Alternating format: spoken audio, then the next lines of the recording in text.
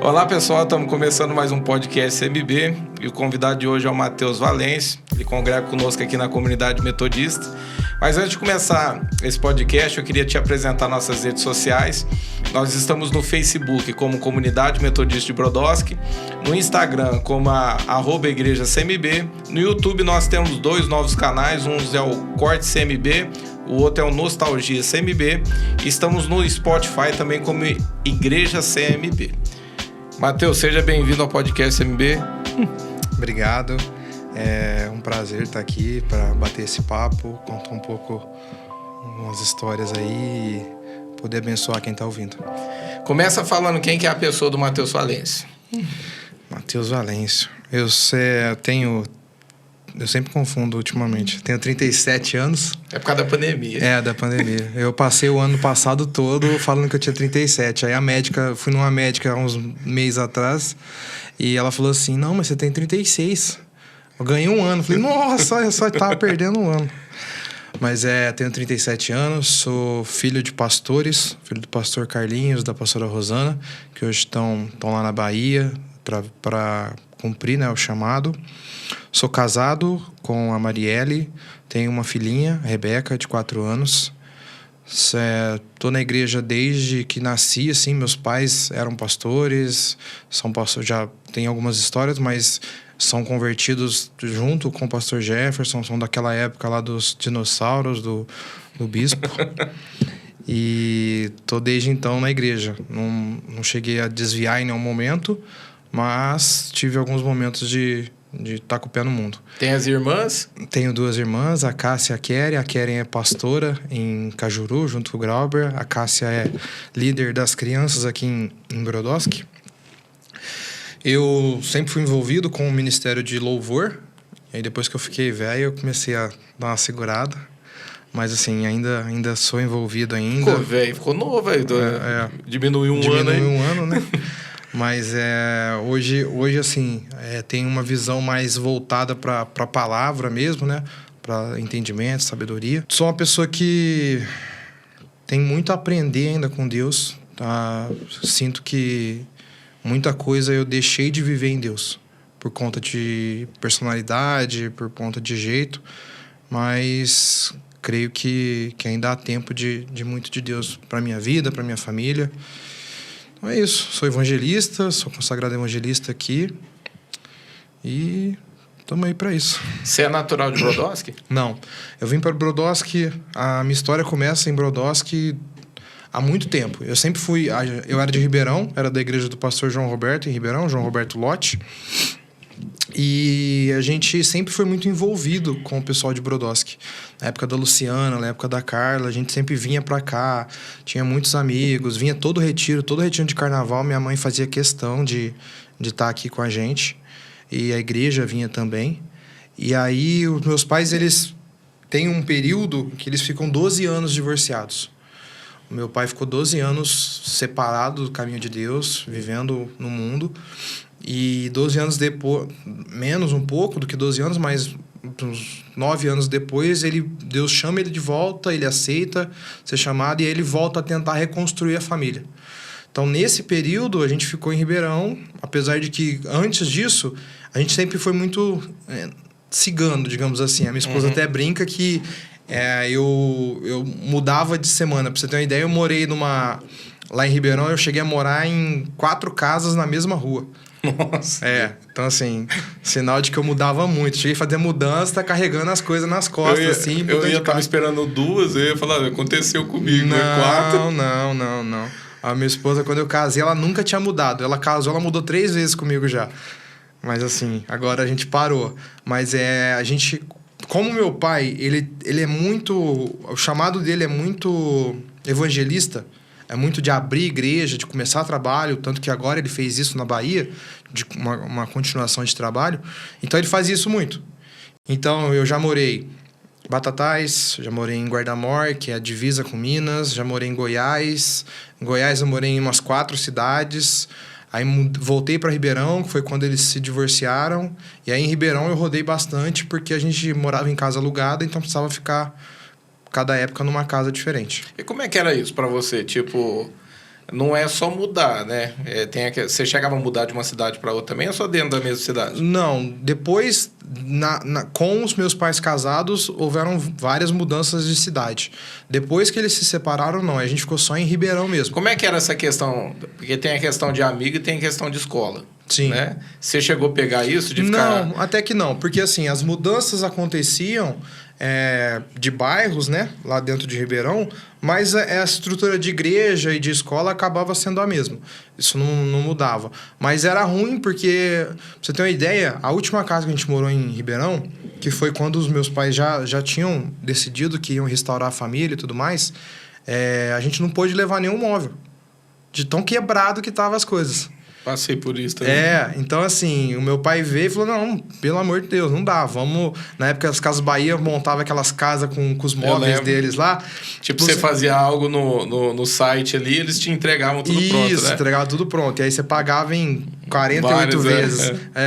E aí a gente mudou, a gente morava no Quintino 1, ali no Campos Elíseos, Quintino 1 ali em Ribeirão, e mudamos pro Campos Elíseos. Então, nessa mudança, a gente não levou nada. A gente levou, eu acho que a cama de cada um. Porque não tinha condições, os móveis estavam todos destruídos. Por conta disso. Por conta de ficar mudando muito, você vai destruindo, né? Não tem jeito. Aí chegou a virar um trauma esse tipo de coisa, não? Ah, eu não gosto mais, não. Não. Hoje em dia, se eu tenho que fazer uma mudança, eu tive que fazer... Eu mudei 3 vezes aqui em Brodowski, né? Depois que eu casei. Agora não vai mais, só se comprar outra casa. Agora tá na casa própria. Agora Deus foi bom e deu a casa própria.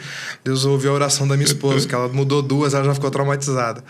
Mas eu peguei um pouco de trauma de cansaço, assim, porque é estressante, né? Tirar, colocar, montar e desmontar e tudo mais. Ó, tem a questão que você falou da questão do divórcio do teu pai. Teu pai já contou, testemunho não é segredo para ninguém, né? Ele já contou dentro da igreja, já testemunhou isso, como Deus restituiu o casamento dele, esses 12 anos e tal. Mas o que eu queria entrar é na questão... Você é o mais velho da casa, fica ali... É o homem, né? Porque você é tua mãe e 2 meninas, né? Sim, minha mãe e 2 meninas. E aí você fica ali. Você tinha quantos anos? É uma das perguntas aí. E como você aprendeu a lidar com isso? Para a questão... Cai aquele peso da responsabilidade? Tipo, agora eu sou um homem da casa, agora tem que cuidar. Fala um pouco sobre isso. Quando eles se divorciaram, eu tinha 7 anos de idade. Então, quando meu pai fez a ligação, ele fez uma ligação para minha mãe avisando, ó, tô ficando por aqui no Maranhão, não volto e tudo mais. Eu lembro que eu tinha 7 para 8 anos de idade.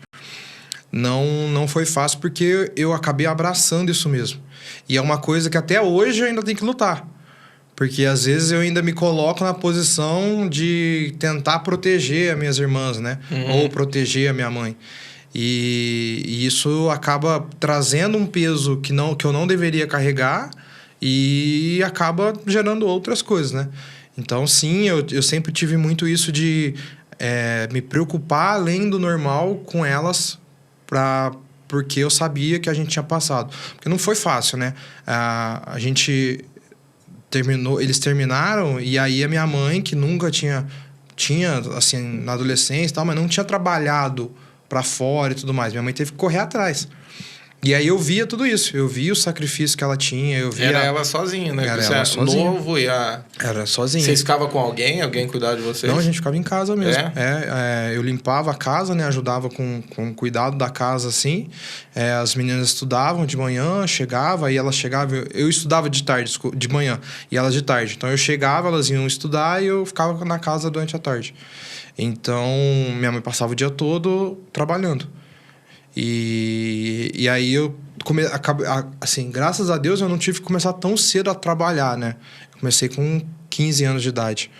Então tem gente que começa... cedo, tem gente que começa muito mais cedo, né? Mas eu comecei a trabalhar com 15 anos para isso, para ajudar. Eu sempre tive isso muito na minha cabeça, né? De que... O que eu ganhava, o que era meu, não era meu. Era da família. Então, eu tinha essa coisa de que eu devia ajudar dentro da minha casa. Tipo, é a questão de sobrevivência. Tipo, eu tenho que colocar, eu tenho que ajudar minha mãe de qualquer forma. Exato. Eu tenho algumas lembranças, assim, que eu luto pra... Porque não adianta, né? Isso já passou, mas o diabo, ele acaba ficando tentando... Então, assim, eu tenho lembranças da gente passando necessidade, né? Eu ia te perguntar isso. Chegou a passar momentos difíceis? Passamos, sim. E eu, assim, eu sou meio frisco com comida, né? Minha mãe conta que ela percebia e eu achava que eu tinha escondido dela. Mas ela fazia, às vezes, tipo, não tinha carne.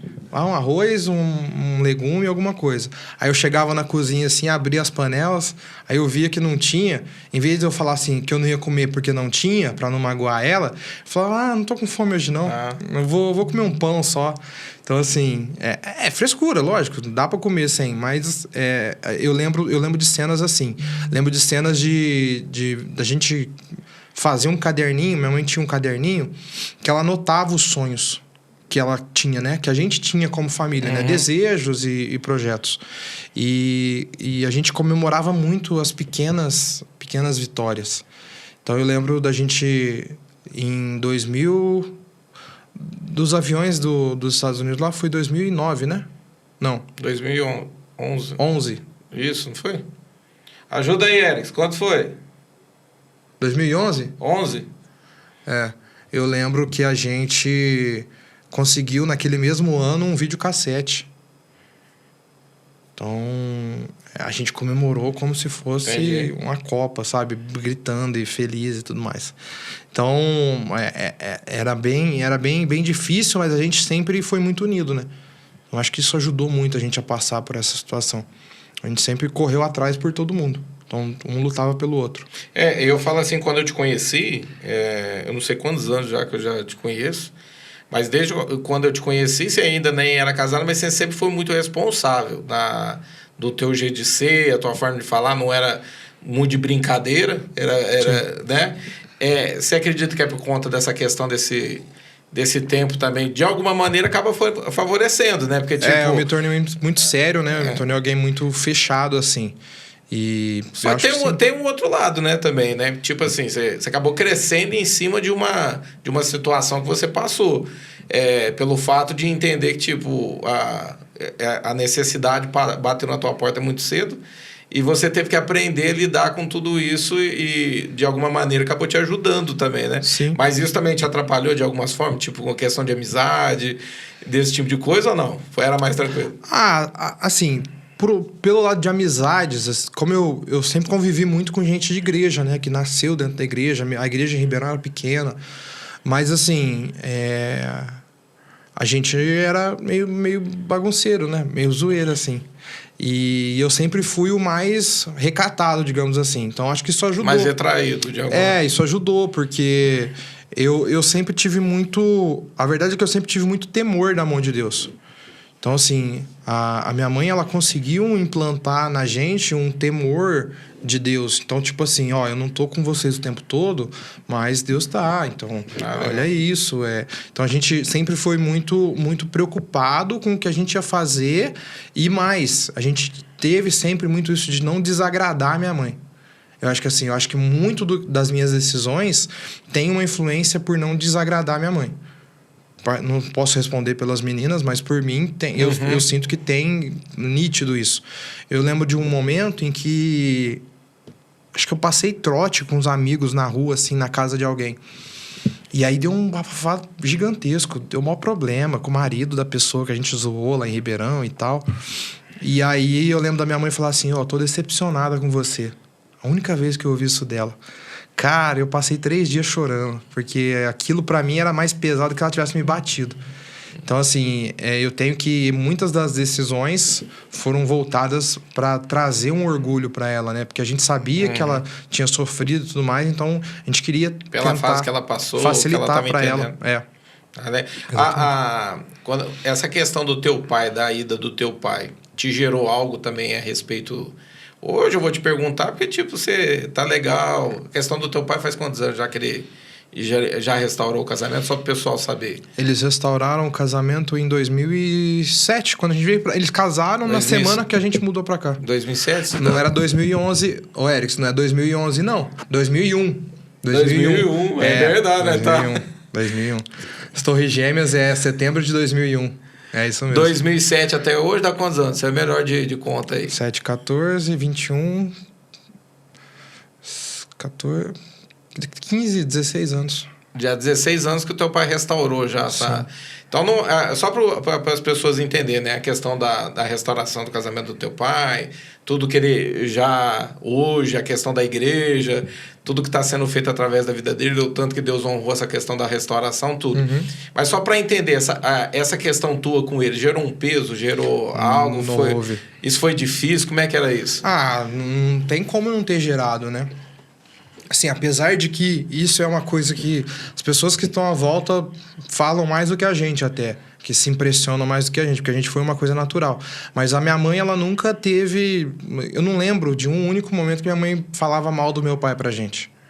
Isso é importante, né? Dentro de uma casa, demais. Porque eu falo assim, que hoje o que mais a família deveria vigiar é a questão... Eu tô te falando porque eu sei da conduta tua e das tuas irmãs, a maneira que vocês tiveram dentro da igreja, a maneira que vocês cresceram, a responsabilidade. Hoje você tem a irmã que é pastora, né?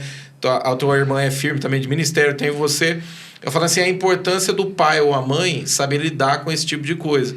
Porque hoje o que eu mais vejo, até para quem não está divorciado, é de repente, dentro de casa, surgir conversas a respeito de parente, de pastor, de pessoas... E você vai destruindo essa identidade dos filhos, né? A tua mãe tinha esse temor, ela não era de falar. De jeito nenhum. E olha que eu, por ser mais velho, presenciei algumas situações que qualquer pessoa normalmente teria, entre aspas, o direito de falar. Tipo, não fez tal coisa. Uhum. Já teve situações de pastores tentarem agir pela minha mãe. Porque a minha mãe mesmo, ela não faria nada contra, sabe? Entendi. Tipo, de conhecido, falar, não, tem que pôr na justiça, tem que fazer isso, tem que fazer aquilo. Minha mãe nunca falou, o pai de vocês é isso ou aquilo. Então, assim, bacana, isso é algo que dá orgulho ainda mais dela, mas também fez com que a gente mantivesse o respeito pelo meu pai, né? Apesar de que nunca gerou... Não, lógico que gerou, não tem como. Uhum. O meu relacionamento com meu pai precisou de uma restauração. Uhum. Eu, por ser mais velho, por ter visto... E assim, pior ainda, às vezes a gente acha que a gente está restaurando alguma coisa e vai empurrando com a barriga. Foi o que aconteceu. A minha restauração com meu pai não aconteceu quando eles se casaram de novo. A minha restauração com meu pai aconteceu anos depois deles serem se casados. Por quê? Porque eu agia como se tá tudo bem, tá, beleza, eu aceito, voltou. Mas escondia ia a tua guardando parte. Isso, ia guardando. E isso meu pai conta nas pregações que ele fala, que a nossa restauração foi aqui nas Pedrinhas. Foi debaixo do Jatubá, nossa restauração. Porque foi o dia que eu resolvi falar tudo. Uhum. E ele falou o lado dele. Muitos anos depois ou não? Bastante. Eu tava pra casar já. Já tinha passado bastante tempo. Eu casei em 2012, a gente chegou aqui em 2007. Então, segurou bastante tempo. Segurei bastante tempo. Entra aquela questão também, tipo assim, eu não quero piorar a situação, agora tá bem. Não entra a questão de respeito mesmo. Eu acho que eu não queria confrontar meu pai por respeito. Eu tenho muito isso, né? Apesar de que muitas vezes nem é tão bom, digamos assim, mas essa coisa da autoridade é um negócio que eu levo muito a sério. Então, por exemplo, eu tenho liberdade com você de brincar, por ser meu líder, por me abrir e tal, mas há alguns momentos em que, por exemplo, alguma situação que me retrai, eu prefiro muitas vezes ficar quieto, me calar, do que enfrentar. Entendi. Porque eu entendo que o limite entre a rebeldia e o respeito é muito tênue. É muito pequena essa linha. Então, muitas vezes, você acha que, não, eu tô só colocando meu... Tá colocando seu direito nada, você tá sendo rebelde. Com pai e mãe, principalmente, com liderança. Então, assim, é lógico que a liderança ela tem que ter um entendimento. A própria Bíblia fala, não ireis os vossos filhos, né? Então, o pai e a mãe, eu hoje estou nessa posição de pai e sei que a gente tem que tomar cuidado, mas eu acho que o respeito é algo que hoje em dia é muito fraco, né? Entre pais e filhos. E ele percebia que, tipo assim, que ainda existia alguma coisa? Ele assustou. Quando eu contei pra ele tudo que eu então sentia... veio da tua parte. Veio da minha parte. Assim, criar um desabafo e colocar pra fora. Eu cheguei no momento que eu tava sufocado com algumas coisas, com algumas atitudes, e eu falei, precisamos conversar. E aí eu comecei a pôr tudo pra fora. E aí ele até assustou, ele conta que ele não imaginava que pra ele já tinha resolvido. Porque eu sou quieto normalmente, né? Então, assim, eu tá quieto e eu não tá quieto, tá igual. Então, não tá bem, vai estar do mesmo jeito o meu temperamento. Mas ele deu... Algumas coisas ele imaginava, ele disse que ele sabia, só que ele tinha que esperar o momento que eu ia falar, né? Então, mas sim, não tem jeito, né? É uma ruptura muito grande, né? E resolveu? Resolveu. Resolveu. Hoje, mas você sentiu hoje que ali... Sim, Ó, que bacana. sim. Eu senti que houve um destravar ali. E foi mais fervoroso ou mais tipo um desabafo mesmo? Não, foi desabafo mesmo. Foi choro e oração. Até ele fala, né? Ele me lembrou, na última pregação que ele contou isso, ele me lembrou. Que ele falou assim, nós vamos entrar nesse tabernáculo, nós não vamos sair daí enquanto não parar de orar e Deus falar com a gente. Porque não dá pra ficar desse jeito. Não dá pra você ficar com esses sentimentos aí. E a gente passou várias horas lá orando e tal. Então, assim, houve uma restauração, sim, com certeza. Hoje eu posso dizer que eu sou amigo do meu pai.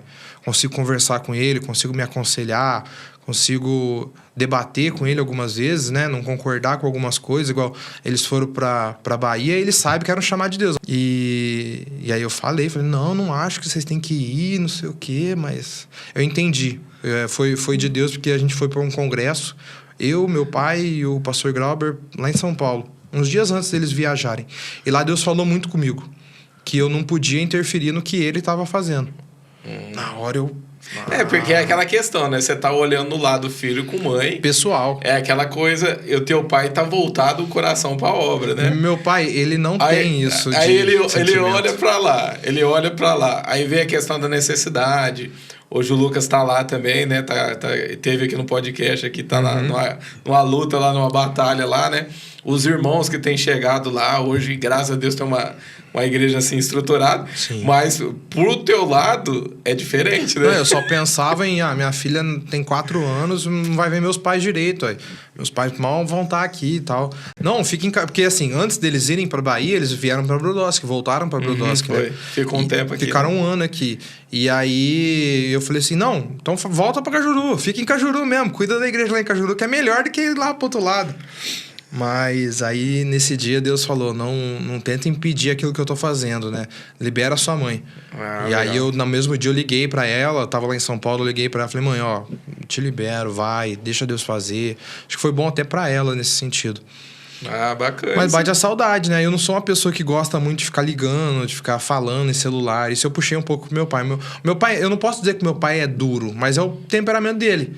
Você não vai conseguir fazer com que ele ache que ele ir pra Bahia vai influenciar no sentimento. Não, tô falando que Deus mandou. Meus filhos e meus netos estão criados, é responsabilidade deles, é eles que têm que fazer. E a gente é mais sentimental muitas vezes, né? Porque por detrás eu acredito assim que cada pessoa, né, quando eu acredito que tem uma história, né? Teu pai, eu lembro quando ele contou o testemunho dele aqui, né, todas as fases, tudo aquilo que ele passou, né? Eu acredito que todos nós passamos, né? Eu até conto uma sobre a minha questão com a Alice, né? Que é a minha primeira filha, por a questão questão de paternidade, não conhecer meu pai. Isso afetou muito, né? Porque eu não tinha recebido e eu ainda não estava naquelas experiências, aquela abertura com Deus. Aquele conhecer Deus por ouvir falar, né?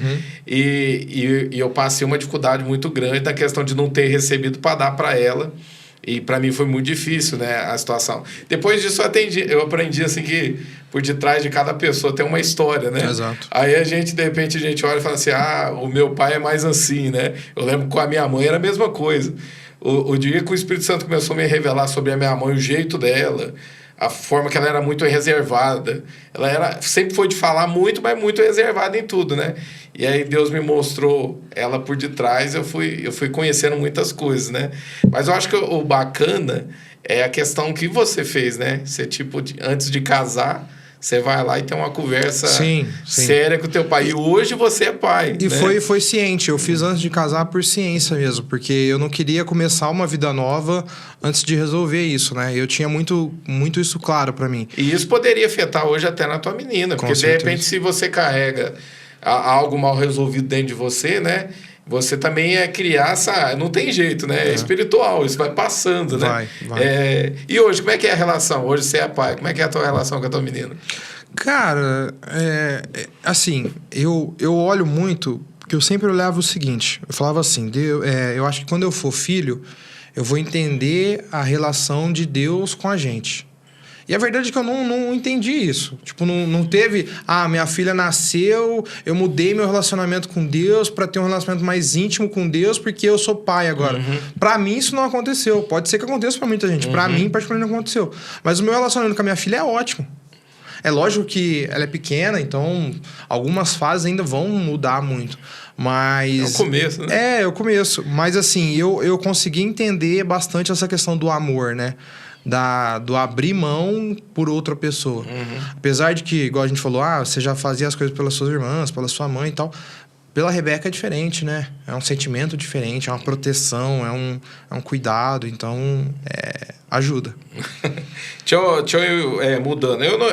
Essa questão da tua conversão. Você falou assim que desde pequeno você estava ali, por exemplo, com os teus pais, dentro da igreja e tal.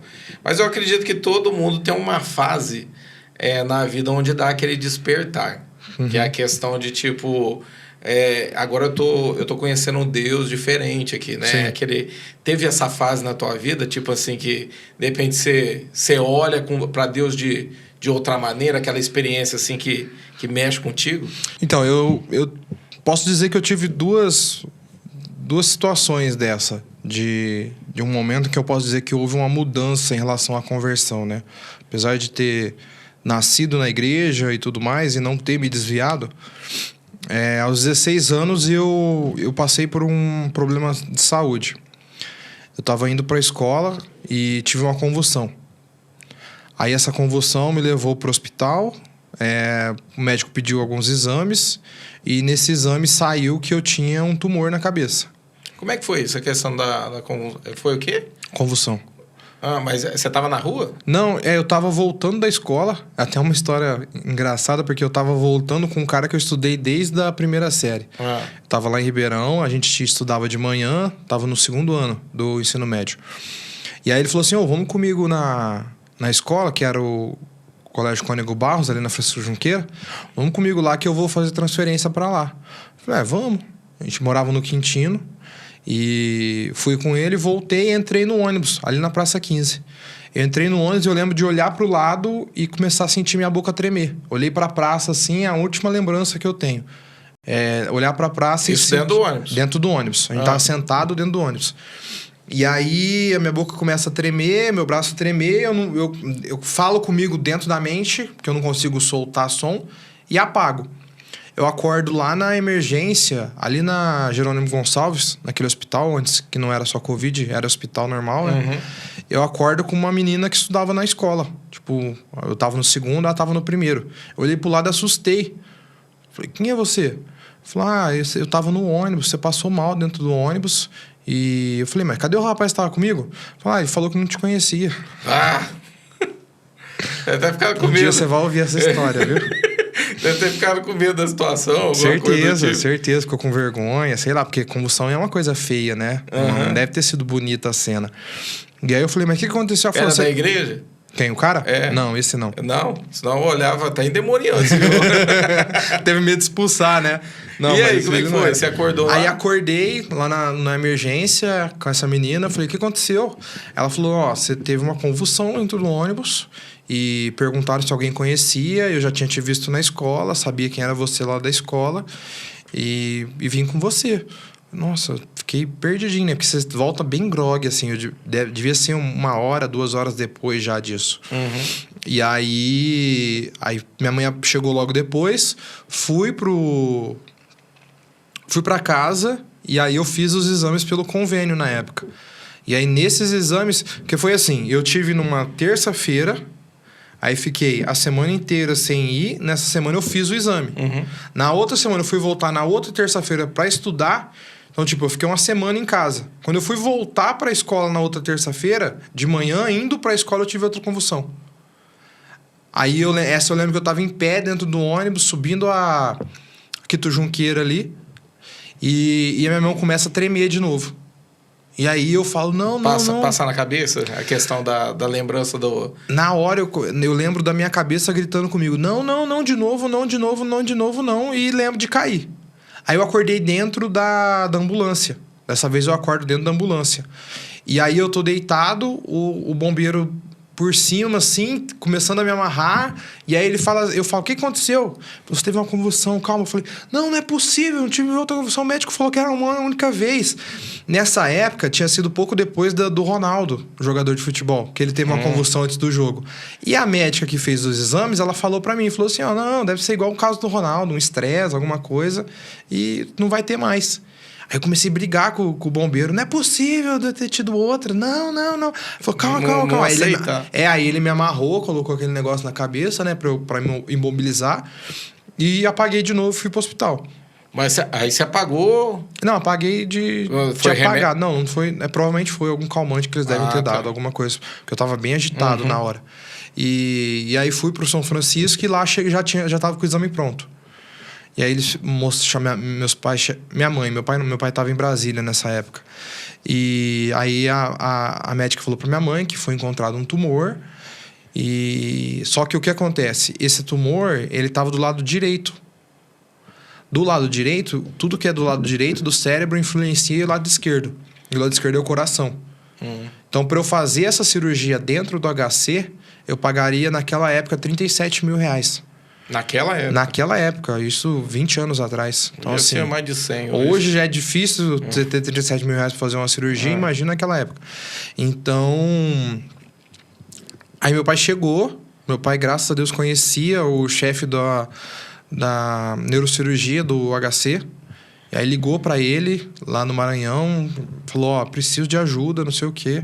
E aí, em uma semana eu estava internado para fazer a cirurgia. E aí fiz a cirurgia. E aí, na hora que vem a questão o tumor, você descobrir, e depois de fazer a cirurgia, ficou com medo de morrer? Eu fiquei com medo de ficar sozinho. Não foi medo de morrer, não. Foi engraçado. É por isso que eu falo que esse foi talvez o primeiro momento de conversão. Eu tinha tanta certeza de que Deus ia me curar, que em momento nenhum titubeou. Em momento nenhum eu tive incertezas de que eu sairia daquilo. Entendi. A cura, você fala de Deus passar pela operação e resolver tudo. Antes da cirurgia, eu achava que Deus ia fazer milagre. Eu falava, Deus faz um milagre, que eles peçam um exame. Tanto que na noite antes eu falei pro médico, você não vai fazer nenhum examezinho de novo para saber? Não precisa, Matheus. Tá tranquilo. Porque assim, eu fiquei 5 dias esperando. Eu tinha 16 anos, então eu ficava com medo, porque... Por isso que eu disse que tinha medo de ficar sozinho, porque eu fiquei no hospital e eu tinha 16, tinha acabado de fazer 16, eu não podia ficar com acompanhante, e eu fiquei numa ala que tinha 6 pessoas com problema neurológico. E eram todos casos bem complicados. Pra você ter uma ideia, na noite antes de eu fazer a cirurgia, morreu um senhor no meu quarto. Me tiraram do quarto, porque ele morreu ali na minha frente, feito uma cirurgia da cabeça. Aí o médico veio conversar. Só que assim, foi talvez... E não te passava questão de morte da cabeça, só que era só o medo mesmo de ficar sozinho. Você sabe o que eu falei pro médico? Eu tava na... O médico acabou, tiraram o corpo do senhor que tinha morrido. O médico me chamou, falou assim, senta aqui, vamos conversar. Eu falei, tá bom. Olha, a sua cirurgia é uma cirurgia diferente da dele. Não, a sua é séria, mas a dele já tava com metástase, já tinha passado pro corpo. Mas eu falei, doutor, calma, eu não tô preocupado. Eu sei que Deus vai me curar. Agora, você não pode rapar minha cabeça. Porque se eu sair daqui com a cabeça rapada, eu vou ficar careca. E foi o meu maior problema. O médico regalou 12 olhão assim, falou assim, você é louco, rapaz? Eu tô aqui tentando falar que você não vai morrer, você tá preocupado com seu cabelo. Falei, eu sei, doutor, eu sei que Deus vai me curar. Eu tinha essa convicção muito forte. Eu acho que por isso que é um desses momentos. Porque eu nunca senti essa convicção tão forte igual eu senti nessa cirurgia. É lógico que eu entendia pelo que eu estava passando, eu sabia pelo que eu estava passando. Mas, assim, Deus gerou em mim essa segurança. Tanto que depois que aconteceu a cirurgia, por isso que eu falo, eu pedia para Deus. Mas depois que passou a cirurgia, eu entendi por que Deus não fez. Por que eu tive que passar? Porque eu passar pela cirurgia, amigos me contaram que uma pessoa chegou a se converter, que participou da bancada ali que ajudou. Porque eles abriram a minha cabeça. Isso, ela era instrumentadora, a moça. Eles abriram a minha cabeça, tipo assim, ó, nós vamos abrir a cabeça do Matheus, é um tumor nível 4, ele tá nas primeiras camadas do cérebro, que são 7. Qual que é o maior nível aí? Não me falaram, mas eles me falaram que o meu era 16. Só que assim, o cérebro ele tem 7 camadas. Se eu tiver errado, me desculpe, mas eu acho que é isso, 7 camadas. Eles falaram que o meu tava bem em cima, e não, o meu já tava na 6ª camada. Ele já tava pra encostar no cérebro, que aí sim causaria grandes problemas. E essa moça, ela viu isso e os meus amigos, os meus líderes, né, na época, eles eram, a Cláudia e o Renato eram meus líderes de jovens lá em Ribeirão. E eles me falaram que ela chegou a se converter, porque ela achou um absurdo não, mas ela ficou impactada pelo que Deus tinha feito. Ah, tá. Meus pais estavam esperando na porta da sala de cirurgia. Meia hora depois de começar a cirurgia, saíram todos os médicos e entrou... Porque é residente que faz cirurgia, né? Saíram todos os residentes e entraram com a junta médica.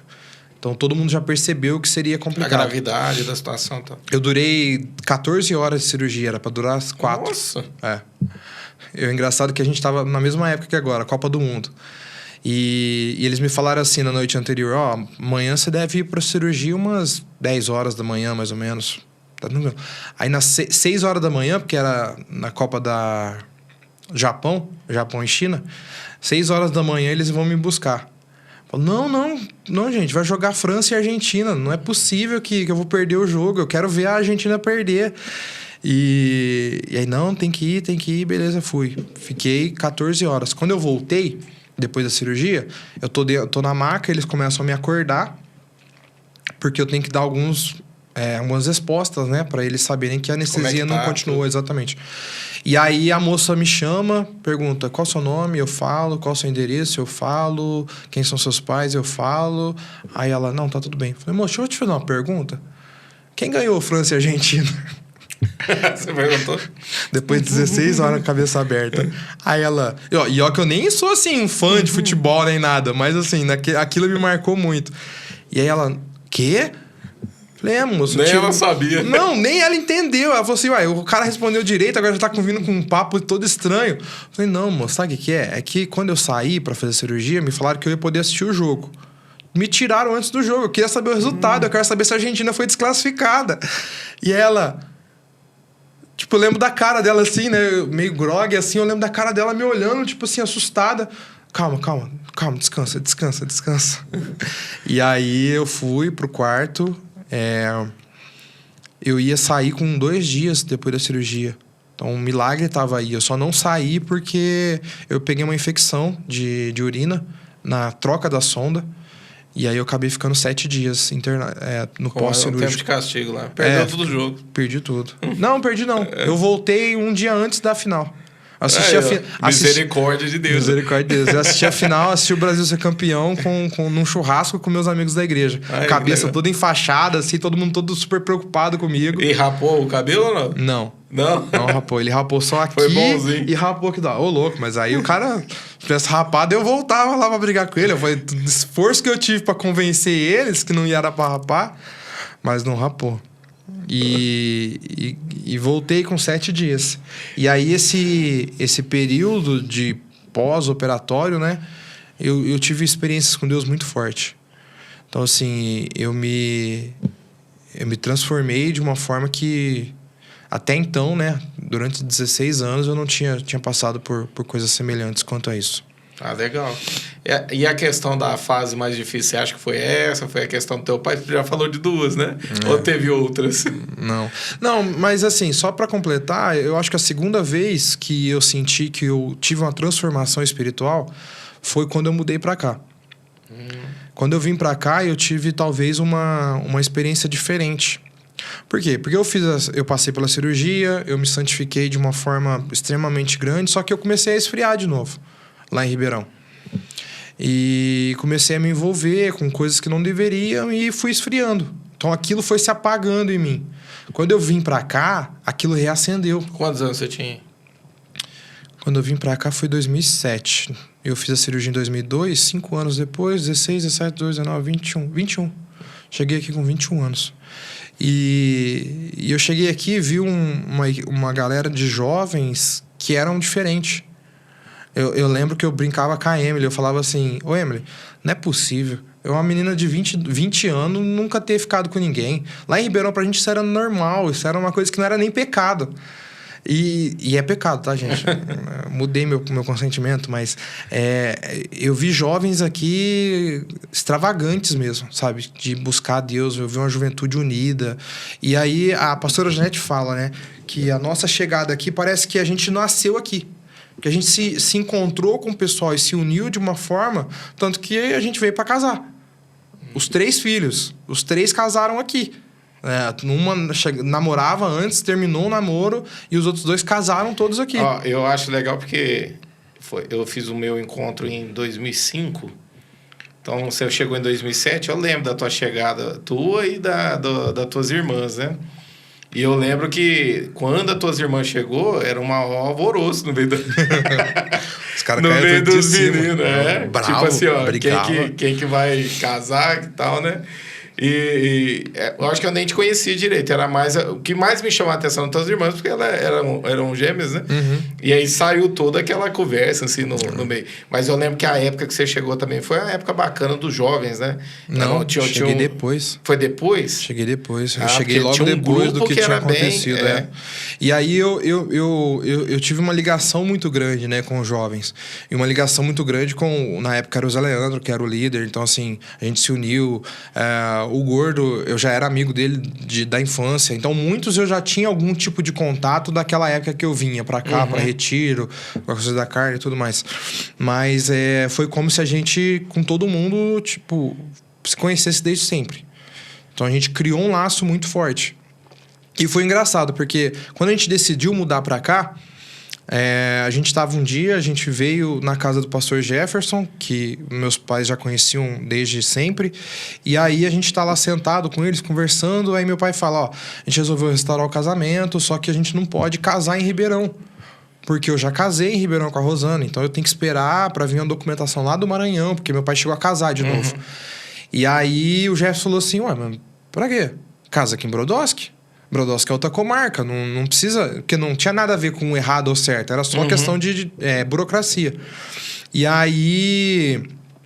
Eu lembro que a gente tá voltando pra Ribeirão, na estrada, meu pai falou, nossa, seria legal se a gente mudasse pra cá, né? Aí eu e a Cássia, vamos. A Keren não, porque namorava, era mais ligada lá e tudo mais, mas vamos. Com uma semana a gente mudou pra cá. Uma semana depois que a gente visitou o Jefferson aqui, a gente já tava alugando a casa, meus pais casando no outro dia, a gente já levando jovens pra nossa casa pra ficar depois da rede e tudo mais. Então, assim, foi algo que é difícil você não falar que não era de Deus. As coisas foram acontecendo de uma forma tão natural e tão boa que é difícil você falar que não tinha Deus nisso. Você tocou no assunto do Zé aí, eu tô lembrando aqui. Ô Zé Leandro, se você estiver assistindo esse podcast, nós precisávamos de você aqui, tá te ouvindo aqui, seria legal ter o... eu vou forçar, pode deixar. Força lá, manda ele vir aqui. Meu vizinho agora, eu vou forçar. Conhecer o estúdio, saber que o estúdio tá diferente, né? E vir pra cá, seria bacana te ter aqui pra você contar teu testemunho aqui. A gente entrou na fase mais difícil. Você contou 2. Uma foi a parte do teu pai... E a outra foi essa parte da operação. Teve mais? Não, assim, comparado a essas, não, né? Teve algumas, mas comparado a essa, acho que foi as 2 piores. Mas eu não sei te dizer qual foi a pior, não. Porque a primeira, a dos meus pais, eu não senti tão amparado quando eu senti nessa, da cirurgia. Na da cirurgia eu me senti muito amparado. Pra você ter uma ideia, tiveram algumas situações... Com meu pai mesmo, né? Nessa época meu pai estava no mundo, meu pai não estava... Então, assim, tiveram algumas situações que eu soube nos bastidores que nem me influenciaram. Tipo assim, não foi algo que normal... Me conhecendo, eu sei que me magoaria. Eu me senti tão confortado, tão protegido por Deus. Eu lembro do que a minha mãe conta, que uma das minhas tias falava assim, gente, mas não é possível, tá todo mundo aqui desesperado, tá todo mundo aqui dramático. E o Matheus lá, não ligando, não querendo nem saber, parece que nem tá passando por isso. Mas eu passei por uma prova de fé e eu fui suprido nessa fé de uma forma... Com certeza Deus derramou algo sobre a tua vida ali pra te amparar. Com certeza. Né? Não, sozinho eu não teria passado do jeito que eu passei. Eu me conheço, eu sou melancólico, né? Então eu teria sofrido muito, Mas Deus me deu algo que eu nunca tive, nunca recebi isso. Um cuidado que eu nunca recebi. Bom, vamos pegar o gancho na história aí. Quando você conhece a esposa aí nesse tempo de vinda pra cá, demorou muito? Como é que foi isso? Pior que não. O povo fala que eu já vim com o alvo na Marielle já. Eu vim pra cá antes de saber que eu ia mudar. Eu vim pro aniversário do André Faleiros. A gente é amigo desde sempre. E aí eu vim, ele tinha chegado dos Estados Unidos, e eu vim pra cá, ele tinha feito uma festa com os jovens, e eu fui lá. E vi a Marielle sentada e me encantei. Naquele dia eu comecei a adicionar a galera do Brodowski. E adicionei ela. Aí começamos a conversar, era época de Mansard ainda, né? E aí, conversando, e papo vai, papo vem. Daí, alguns dias, eu falo assim, tô mudando pra Brodowski. Ela fala que ela tomou um susto. Ela achou que menino doido, faz uma semana tá conversando comigo, tá vindo pra cá. Mas vocês já estavam conversando de interesse. Não. Não, era só de amizade. Não, só de amizade. Mas eu já tinha uma segunda intenção, né? Da parte dela, era só de amizade. Da parte dela podia ser só amizade. Mas foi logo no começo. Logo que eu cheguei, a gente já tentou orar, né? Engatar uma oração aí. Não durou, e foi talvez a melhor coisa que aconteceu, porque a gente ganhou maturidade nesse período que a gente ficou afastado. E aí no ano seguinte a gente começou a orar, namorar e casar. Foi 3 meses orando, 1 ano namorando e um ano e meio namorando e noivando e casando. Deixa eu te perguntar, qual que é o que te atrai na respeito de ministério? É mais o louvor, a palavra? Ou agora você está numa transição? Como é que é essa questão aí? Não estou numa transição, não. Porque você sempre foi do louvor, né? Sim, sempre fui do louvor. Desde antes até, né? Lá em Ribeirão eu já era envolvido com louvor. Só que eu comecei a entender que eu gosto mais da palavra. Eu gosto mais de falar, eu gosto mais de estudar e tudo mais. Não que eu não goste mais do louvor, mas eu acho que eu não tenho mais o pique pro louvor. Essa é a questão. O louvor você tem que estar dedicado, você tem... tem questão de orar, de ensaio, tem a questão de você mesmo se dedicar. Eu acho que é isso. Eu acho que o que me fez mais decidir não continuar no louvor foi isso. Eu percebi que eu não estava me dedicando o suficiente. E que isso estaria causando desconforto para a equipe. Porque eu não estava me dedicando para ficar bom igual a eles. Então, eu entendi isso. Então, eu me afastei. É lógico que tem um pouco da preguiça também, exatamente por isso, né? Porque você precisa investir, você precisa se doar. Mas eu amo louvor, eu tenho violão. Fui atrás, né, agora de restaurar meu violão, porque eu estava sendo cobrado pelo Alexandre. Quem por Deus, quem que é? Não, eu tava sendo cobrado por Deus. Deus tava me incomodando, né? Que eu precisava... E minha filha pedia muito. Ela falava, papai, cadê seu violão? Olha, tem essa foto aqui com você com o violão. Que violão que é esse? Não sei o quê. Então, assim, eu me senti um pouco chamado a atenção. Tipo, beleza, você não vai se envolver, mas não tem como você abrir mão. Mas se você for me falar qual que é o ministério que hoje eu tô, hoje eu busco em Deus mais o ministério da palavra mesmo. Tem a questão, você tocou no assunto de filha. A questão de filha também gera aquela responsabilidade. Eu vou falar por mim, né? Hoje eu tenho 2, né? De repente, por exemplo, você também hoje eu também mostrar essa postura dentro da minha casa. Uma das coisas que me cobra muito, vou falar de mim, depois você vê se é isso aí mesmo, você começou a falar, né? Eu lembro era a questão de oração dentro da minha casa, né? Por fato de estar muito ligado dentro da igreja, a gente tem o tabernáculo, costumou vir no tabernáculo, vir orar no tabernáculo, sair de casa para poder vir. Aí depois acabei vindo para tempo integral, acabo orando em tempo de serviço aqui. Mas eu lembro que teve uma fase na minha vida que o Espírito Santo me chamou a atenção da questão de orar dentro de casa, porque o Espírito Santo falou para mim que não era falando que eu ensinava minhas filhas. Era elas olhando para mim, esse é o maior ensino que o pai pode passar para os filhos, né? Então eu comecei mais a deixar minha Bíblia mais ali para elas enxergar a questão de Bíblia. Às vezes tem a questão, eu costumo orar muito de madrugada, mas às vezes eu, por orar na sala, alguma passa lá por mim, eu até assusto de noite. E ver, ter esse contato de ver também, saber que tem a questão de oração. Isso também te gera uma responsabilidade de, tipo, passar para tua filha e ela ver isso? Com certeza. Aconteceu ontem isso. A gente viajou 2 semanas atrás e eu voltei bem doente, assim, bem resfriado, ruim. E aí a gente normalmente ora toda noite com a Rebeca, né? Antes de dormir e tudo mais. E aí essas 2 semanas aconteceu que, tipo, por eu estar cansado e passando mal, eu acabava dormindo direto. Orava eu ali mesmo e dormia. A noite passada, a Rebeca chorou a noite inteira. Ela não dormia. E o Espírito Santo veio e falou assim, mas você não tá nem orando pela sua filha. Então, tipo... Vamos arrumar as coisas, vamos acertar. E aí você volta ao normal, né? Então, ela fica no quartinho dela lá ou ela invade o teu quarto? Você quer que eu confesse o pecado? Não, ela nem invade, ela já coloca o colchãozinho dela lá. Ah, é? A Rebeca, ela gosta de dormir lá no quarto. Apesar de a gente tentar já algumas vezes, a gente tá crendo que com o segundo filho pode ser que ela vá pro quarto dela. Por enquanto não tá rolando, não. Eu lembro que a questão que pesou pro... assim, né, de a gente ter uma segunda, né, ali tanto menino quanto a menina, foi a questão de ter uma amiguinha ou um amiguinho ali para poder brincar. Mas eu lembro que a Alice escalava, a Alice vinha, a nossa cama box, né, tava mais alta, ela vinha assim por debaixo, às vezes dava para ver ela vindo, né, e subia ali, às vezes eu acordava com ela no pé, às vezes ela assustava a mãe dela, agarrava no pé, a mãe dela dava aqueles pulos, né, mas fazia, mas eu lembro assim que foi um processo também, mas eu nunca deixei, eu mesmo. Eu acho que se fosse da parte da Patrícia, eu acho que até ficava por ali, eu pegava o costume de ficar, mas eu sempre fui muito duro nesse ponto, aí eu falava, não, você pode voltar pra lá, fazer lá. Não, aí nesse caso eu que sou mole mesmo. Mais mole. Na verdade não é nem mole, é que eu tenho preguiça de ficar lutando com ela querendo dormir. Então, tipo assim, ela faz... Quando a gente coloca ela no quarto, ela faz isso. Ela fica vindo pro nosso. E aí eu tenho uma paciência durante a noite. Aí eu falo, não, deixa aí, vai. Já coloca o colchão logo, já é mais fácil. Ela vai entender, calma, ela vai entender. Mas é... Ela tá quantos anos hoje? 4. 4, tá na hora já, né? Viu o segundo. Já tá tentando o segundo. Depender dela, ela já tinha o segundo há anos já. Ela cobra.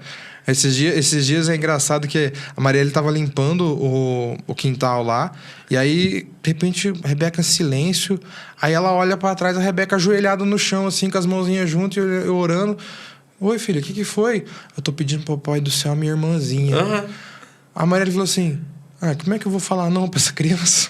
Tem jeito. Acho que a Patrícia estava brincando com ela ontem e ela chegou a comentar, né? Falou. Da questão de menininho. Aí a Patrícia falou, mas aí você tem que deixar, é Deus que escolhe, né? Mas eu tô pedindo uma irmãzinha, né? Ela tem a convicção de que a Laurinha vai vir da barriga da mamãe. E agora nasceu a Esther, né? A filha da minha irmã. E aí ela fica assim, aí mamãe, tá vendo? Nasceu a Estherzinha. Agora tem que ter um neném na sua barriga logo. A questão também da influência, a gente tá falando de filha aí. Hoje ela tá fazendo balé, né? Ela tá aqui. Hoje ela faz. Eu acho interessante isso aí, né? Os pais... eu falo que a Emily ajudou a abrir muito os meus olhos nesse ponto, porque eu era muito assim, né? Olhava muito para mim, naquilo que eu tinha que fazer, focar, ia deixando muito para trás muita coisa. Mas eu lembro que desde, assim, a Alice já era... devia ter 2, 3 anos... A Emily já chegava e falava, você nunca pensou colocar tua filha? Isso abriu um pouco a minha mente, porque hoje, por exemplo, as minhas meninas estão no ministério porque aprendeu no balé, hoje estão fazendo aula também de teclado, ou outra está aprendendo violão, mas eu falo assim, é interessante os pais olharem para isso também, né? A questão de investir nos teus filhos desde pequeno. Eu lembro que teve um que me perguntou, falou, mas e aí, esse punhado de coisa, o que a tua filha vai fazer? Eu falei, eu não sei. Ela sabendo o punhado de coisa, depois ela escolhe o que ela quer, né? Mas a questão é investir, né? Tem esse investimento, não, é importante. Eu vi uma pregação ontem que eu achei interessante. O pastor, ele fala o seguinte, que a mente da criança, ela é... Tudo na mente de uma criança é possível. Então, numa semana a criança fala, eu quero ser policial. Numa semana, eu quero ser bombeiro. Eu quero ser não sei o quê. Mas não é porque a criança não decide. É porque na mente dela, o entendimento dela é que tudo é possível. Tudo é possível ao que crê. Então, a Bíblia para criança parece que é uma coisa tão natural, né? Parece que já nasce com ela, porque ela vive aquilo. Então, ela entende que é possível ela ser um bombeiro, que é ela ser um policial. A gente é que muitas vezes vai barrando isso. Verdade. E aí ele conta que o filho dele chegou e falou assim, é o pastor Márcio de Michele, aí ele chega e fala assim, o filho dele chega, pai, eu quero ser policial. Aí a mãe, não vai não, não vai não se você não quiser. Se você não quiser, não tem jeito. Porque muitas vezes você barra pelos seus medos, pelas suas inseguranças. É verdade, porque eu lembro que teve uma época que eu brincava com acho que era a Alice que falava. Ela falava assim, eu quero ser pilota de avião, né? Aí eu virava e falava, ixi, mas aí vai ser avião grande ou pequeno, né? Porque tem essa questão, né, dos pais também. Preocupação. Os filhos acabam esperando, de alguma forma, o pai e a mãe vir e incrementar algo dentro daquilo que ela tá pensando, ela né? precisa dessa base, né? Pra ela entender se aquilo que ela quer é realmente algo possível, né? Então, quando você dá um comando de que, tipo, é isso, legal, você pode ser. Tá orando. O que a gente faz muito com a Rebeca é isso. Às vezes ela pede as coisas, igual ela pediu a irmãzinha, e aí a gente não fala, a gente força muito a falar assim, você tá orando? Você tá pedindo para Jesus? Se você perguntar para ela, ela vai responder, ela fala, eu tô pedindo para Jesus. Por quê? Porque ela tem que entender que ela precisa ter um relacionamento com Deus. Eu lembro de uma passagem que a gente teve com ela, eu acho que até a gente encontrou com vocês. Eu devo ter te contado na época. A gente tava aqui na praça, na Martim Moreira, e aí tava chovendo. A gente tinha vindo para dar uma volta com ela. A Maria tava trabalhando num negócio de exposição que teve ali na rodoviária. E aí eu falei para ela assim, filha, tá chovendo, mas ora para Jesus. Ora para Jesus e pede que você quer brincar na praça. E ela orou e a chuva parou. Ela contava pra todo mundo. Legal. Ela orava, eu orei, Jesus acabou com a chuva. Eu orei, Jesus acabou com a chuva. Então, tipo assim, a criança vai entendendo que é possível ela buscar a Deus pelo aquilo que ela quer. E eu acho que os pais têm que incentivar. Você contando isso aí, eu lembro, a Alice é muito pidona. Pidona ao extremo, a Alice. A outra é mais tranquila. A outra você fala não, pronto. A Alice, ela fica insistindo. E ela começou a insistir com questão de viajar, né? Então, quando eu ainda trabalhava por conta, tinha meu pessoal lá, ainda você tinha uma opção assim financeira... Uma garantia maior, né? De poder fazer. Depois eu vim para tempo integral, aí eu fui me adequando, né? E aí eu explicando isso para ela, mas eu quero ir. Eu falei, então você ora para Deus preparar uma viagem, né? E o que eu achei interessante é que ela começou mesmo a orar, porque aí eu pego... Eu tô na igreja, e aí como a escola é pertinho, né? Eu vou na hora do almoço, que eu saio uma hora depois que ela sai da escola. Eu vou ali, pego ela e venho com ela para dentro da igreja e falo, vai pro teu canto aí, vai orar. Então ela vai pro cantinho dela, vai ajoelhar, ela fica ali, fica orando. Às vezes eu tô sentado na mesa, estudando a palavra, ela senta. Mas ela começou a orar. E aí teve uns dias que ela perguntou para mim, ela falou assim, que jeito que eu tenho que orar? Eu falei, ora assim, explicando para ela. E foi muito rápido, porque nós não tínhamos condição nenhuma. E aí teve uma pessoa que ligou e pegou e falou assim, mandou mensagem. Aí mandou mensagem e falou assim, a gente estava querendo presentear vocês e tal, né? Eu falei, não, libera esse manto aí, é densa, né? A gente tá querendo presentear vocês com uma viagem. E a Patrícia estava dormindo e eu tô deitado aqui na cama com o celular. Eu falei, a gente tá querendo lá em Olímpia. E é o que a Alice queria. Que a gente tinha ido para lá um ano antes, né? Em Olímpia, nas piscinas quentinhas, do jeito que ela queria e tal. E eu falei assim, que benção, tal. Não, amém, glória a Deus, tal, né? E aí eu compartilhei, né? Eu falei assim, a gente tá orando por conta disso. Aí eu até brinquei, falei assim, só que me dá um tempo, porque a pessoa ia comprar, eu não sei se era por alguma promoção, alguma coisa. Eu falei, eu preciso juntar um dinheiro para poder fazer essa transição de ir e voltar. Aí eu lembro que ele falou desse jeito, ele falou, não, pelo amor de Deus, já vou te dar o dinheiro para você poder ir, um dinheiro para você comer lá, porque eu tô acordando de madrugada e eu quero dormir. O Espírito Santo estava acordando ele, né? E aí eu acordei a Patrícia, ela ficou toda feliz, e no outro dia eu falei para a Alice, ela ficou assim, né? Eu falei, Deus respondeu a tua oração. E isso foi tão interessante que hoje, se eu pegar com elas, por exemplo, eu tenho um costume lá de sentar na mesa antes de almoçar ou jantar e fazer uma oração. A Ana Luísa, ela não faz oração só abençoando a comida? Ela começa, Deus, eu quero minha casa assim, com meu quarto desse jeito. Eu falo, Ana Luísa, é só pra comida. Depois você faz, mas vai pegando o ritmo e vai entrando. Mas eu falo assim, como é que é importante, né? A questão da criança entender essa questão de tipo, você pode. Busque em Deus, que Deus é poderoso para poder te dar. A pureza, né? Eu acho que a pureza da criança é isso. Eu acho que quando Jesus fala, vinde a mim os pequeninos, é porque é essa pureza. A gente tem que ser como criança. Então a gente vai crescendo e vai criando muita barreira entre a gente e Deus. Sim. Eu acho que a gente mesmo vai levantando muros que vão nos afastando de Deus. A criança não tem isso. Pura, né? A criança não tem esse limitador.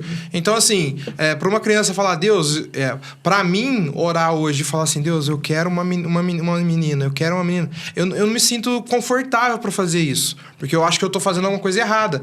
Para criança, não tem isso. Então, ela vai ser pura e verdadeira a ponto de falar, Deus, me dá uma irmãzinha, eu quero uma irmãzinha que eu possa brincar.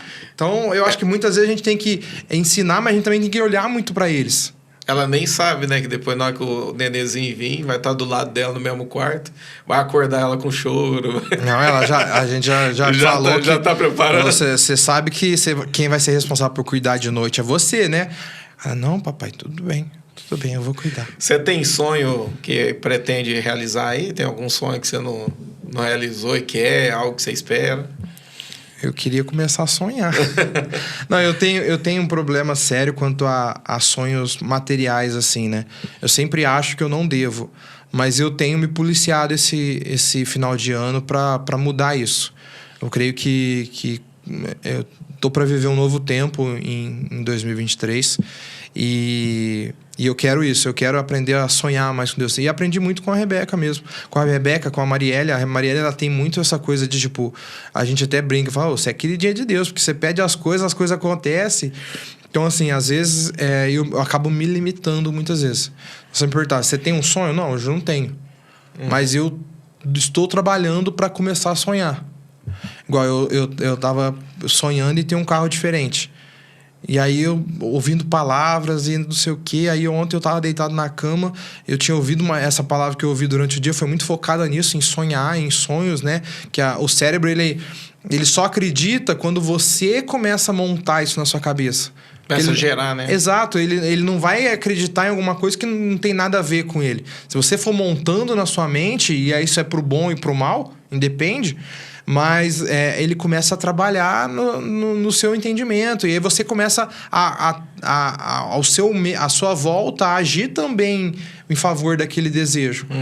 E aí eu tava ontem... Eu falei, eu vou mudar isso. Eu comecei a ouvir uns vídeos do carro que eu queria. Eu falei assim, não, não sei, eu vou fazer, Deus sabe, eu vou pedir, Deus me responde se não é dele e tal. Aí baixei uma foto, coloquei uma foto no celular, falei, eu vou olhar e vou orar e vou ser mais incisivo nisso. Então eu tô mudando pra isso. Eu creio que você acha que essa questão é uma questão de insegurança tua? Total. Total. Não é nem insegurança, são coisas que precisam ser tratadas ainda. Então, por isso que eu disse, muita gente fala, quando o meu filho nasceu, o meu relacionamento com Deus mudou totalmente. Comigo não foi assim. Eu queria que fosse. Legal, eu queria que eu fosse mais... soubesse ter mais intimidade. Mas ainda eu tenho muita insegurança. Quanto ao próprio Deus. Mesmo... mas é porque você não acertou com seu pai. Não, acertei com meu pai. Meu pai hoje é meu grande amigo. E eu entendo... quando é temperamento do meu pai. O temperamento do meu pai, ele não recebeu do pai dele carinho e tudo mais. Então, eu não espero isso dele. Eu tento ser diferente com a minha filha. E essa questão é interessante, né? Porque, tipo assim, o teu pai superou algo, porque pela vida dele, tudo que ele passou, né? A questão que ele contou das drogas e tudo... Ele se tornou um pastor, ele criou seus filhos ali, os seus filhos estão na presença de Deus. Hoje você vem... trazendo, né, ampliando isso que é interessante, né? E já tá levando uma nova etapa para tua filha, né? Exatamente. É aquela questão do pai que conquista, mesmo diante de todas as tuas dificuldades, né? E os seus traumas e tudo, conquista algo maior pro seu filho, e o seu filho depois conquista algo maior pros seus netos, né? Isso é interessante. Eu não sei se você assistiu ontem um vídeo do Subirá, um corte do Subirá, ele falando que alguém chegou para ele e falou, mas para vocês é fácil, né? Pros netos de vocês é fácil, é filho de pastor, filho de músico, filho não sei o quê. Ele falou assim, fácil? Se meu pai não tivesse tomado a decisão de ser diferente do pai dele, o que foi mudado foi do meu pai. É porque ele ia repetir, ué. Ele ia repetir, você tem os mesmos. Então, o que aconteceu? Eu decidi que eu entendo o meu pai, que meu pai não é uma pessoa que tem essa coisa do carinho e tudo mais, mas eu não preciso ser assim com a minha filha. Eu não tenho que julgar ele não tá errado, é o jeito dele, eu não preciso ser assim com a minha filha. E aí, da minha filha em diante, ela vai entender o que é passar carinho. Então, se ele não recebeu, beleza, ótimo, Deus está tratando. Eu não necessariamente eu tenho que... É lógico que algumas vezes a gente acaba indo no flow, né? Vai no fluxo e acaba fazendo igual. Mas a gente tem que decidir, a gente tem que ter uma posição quando dizer, não quero que seja desse jeito. Eu não vou deixar que a minha filha tenha os mesmos medos. E lutar para isso, né? Exatamente. Eu falo essa questão da insegurança, porque eu lembro da primeira vez, eu acho que foram 2 vezes assim que eu fiquei feliz por, de alguma forma, poder te incentivar a você fazer. Uma foi a questão da TV. Eu lembro que você tinha uma TV pequenininha de tubo e eu sempre brincava com você, né? Eu falava, pelo amor de Deus, Matheus, você tem condição. E você tinha condição, né? Você sempre foi muito assim, seguro, organizado, guardava o seu dinheiro e tal. Matheus, pelo amor de Deus, compra uma televisão. E na época tinha aquelas LCD, né? Tava saindo, né? 40 polegadas e tal. E eu lembro que foi uma guerra até que... Acho que queimou a TV. Parou de funcionar. Parou de funcionar, né? E eu lembro que foi uma insistência. Eu acho que veio umas 2, 3 vezes essa TV para poder comprar uma TV. Decidir. E eu lembro que eu ficava insistindo contigo. Falei, nossa, se eu não insistir, ele vai desistir. Porque, olha, já foi 2, 3 vezes. Se eu não insistir com ele, ele vai desistir. Aí deu certo a TV. E a outra foi o carro, né? Você tinha um carro que te dava muito problema na época. E depois foi uma fase de ter era um carro seminovo. Você chegou a pegar um carro novo, né? Peguei um carro zero. Um carro zero, né? Carro zero. Na época a gente foi ver um seminovo, mas depois você foi indo, eu falei, vai pro novo, né? Mais em conta o juro. Mais novo, E foi uma insistência também. Eu acho que você foi várias vezes atrás de um carro, né? Pra poder... demais. Fui várias. Até que foi e rompeu, né? Até que eu lembro da moça da concessionária falar assim, larga a mão. Você vai pagar o que você paga nesse carro. Eu tô te dando a opção de você pagar o que você paga no seminovo. Eu tava vendo um Corsa seminovo, daquele sedã, e ela me mostrou que eu conseguia pegar um Onix 0 km. E aí eu peguei. Então, assim, eu tenho um pouco desse medo, assim, muitas vezes, de agir. Mas o legal é que você, tipo assim, foram fases da tua vida que você rompeu, né? Sim. Isso que é o mais bacana, né? Você a tendência foi crescendo cada vez mais. Se tem uma coisa que eu acho que eu não tenho, é ser cabeça dura. Eu posso, muitas vezes, lutar. Você sabe muito bem, tipo, volta pro louvor, faz isso, faz aquilo. Eu posso, muitas vezes, relutar contra algumas coisas, mas eu acabo cedendo. E é pouco, né? Porque, tipo assim, coisa de 2 anos eu já te convenço, né? Exagerado. Mas convença. Quem é discípulo dele sabe que ele é exagerado, né? Mas convença a mudar. Deixa eu partir pra última pergunta aqui, né? Você crê no avivamento? Totalmente. E qual que é a maneira? Como você crê? Eu tava pensando nisso essa semana. Eu tava falando assim, não é que eu creio no avivamento, é que eu anseio por um avivamento. Eu clamo a Deus para que ele aconteça. Agora, se você quiser que eu te responda como que eu acho que ele vai acontecer, eu não sei te responder. Eu não sei te responder porque a gente está vivendo dias difíceis, né? Está vivendo dias difíceis. A tendência é ficar mais difícil. Ficar pior. Eu lembro que alguns meses atrás eu estava conversando com o pastor Daniel Ferrari lá na empresa. E aí eu lembro que ele falou assim... Eu falei, nossa, mas como que vai ser, né? Se acontecer isso da eleição, se o 9 Dedos ganhar... Como é que vai ser? Da onde vai vir esse avivamento? Aí ele falou assim, Matheus, mas Deus não precisa de um mês para fazer um avivamento. Ele precisa de um dia. Ele precisa de horas. Verdade. Então, Deus pode fazer o avivamento, tipo, a gente conversando aqui, o avivamento acontecer. Então, às vezes a gente espera uma coisa igual ao que já aconteceu. Rua Azul, as pessoas caíam na porta da igreja e tinham os cultos. Pode ser que Deus não faça desse jeito. Então, assim, eu creio que vai acontecer.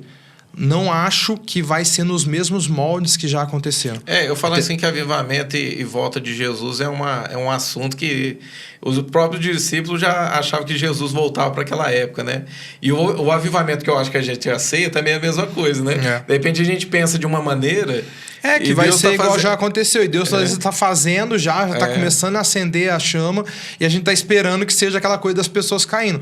Às vezes é o jovem enxergando o seu pecado, se arrependendo. Ó, uma coisa bacana que eu vou falar assim, de um exemplo, né?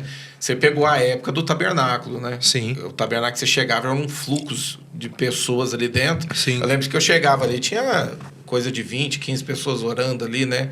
Era interessante, né? Pessoal, você chegar... pessoal, eu não estudava não, mas a minha esposa disse que teve uma época que eles saíam, eles entravam 7 na escola, eles vinham 5 para cá para orar até a hora de ir para a escola. Isso, e ficava sempre, tinha um fluxo.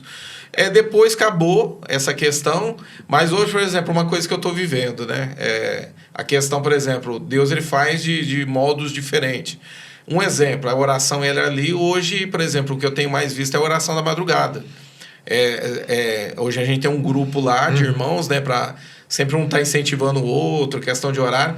E o horário inteiro da madrugada tem pessoas orando, né? E Deus está fazendo de uma maneira diferente, de um fluxo totalmente diferente, né?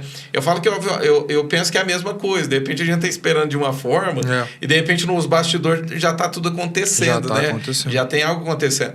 O que eu vejo de diferente é o número... eu não venho tanto no culto da noite, né? Estou no culto da manhã.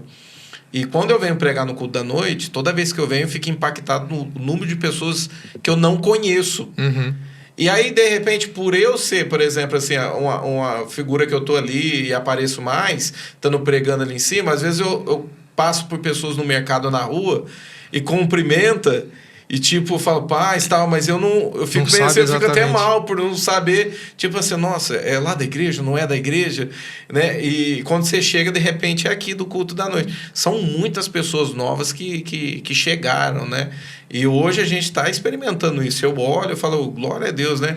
Você vê lá o núcleo do Xande bem, o da Eurides bem, do Valdeci bem, lá no Evandro bem. Você vai olhando assim, o número de pessoas tem aumentado, então parece que algo já está acontecendo nos bastidores, né? Algo já Acho que a gente, muitas vezes, a gente tenta colocar Deus numa caixinha, né? A gente quer colocar Deus na caixinha do que vai acontecer só como foi. E Deus é um Deus de criatividade. Eu acho assim, eu acho que o avivamento pode acontecer e eu acho que vai ser o último. Eu acho que a gente não tem Eu acredito também não assim. tem tempo para outro. Eu acho que Jesus está às portas, realmente. Você acha que esse é maior do que já teve? De todos? Olha, eu vou te dizer que eu não espero que ele seja o maior que já teve. Eu acho que ele vai ser o último. Mas eu não acho que, porque ele é o último, ele vai ser o maior que já teve. Posso estar enganado, mas eu acho isso. Eu acho que assim... eu acho que as pessoas muitas vezes elas levam essa questão do fim dos tempos de uma forma que tipo, vai ser muito... Vai ter muito, sabe? Vai ser muita gente vai se converter, muita gente...